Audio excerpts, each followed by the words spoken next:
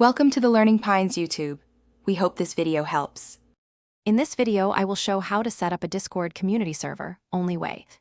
Create your server, choose community in server settings, and enable safety features immediately to protect members.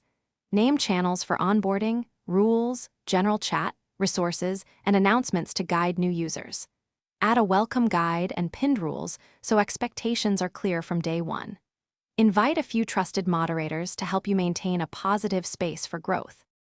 In this video, I will show how to set up a Discord community server, only way.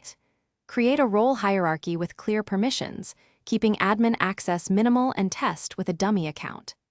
Add moderation bots for auto-moderation, welcome messages, and reaction roles to save time. Set verification gates, explicit content filters, and invite screening to keep the community safe. Regularly review logs and role assignments to prevent privilege creep and accidental access.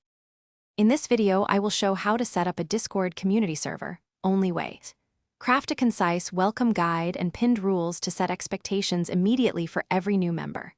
Run introductions, regular events, and polls to foster belonging and collect feedback. Use announcement channels and webhooks for important updates and automation.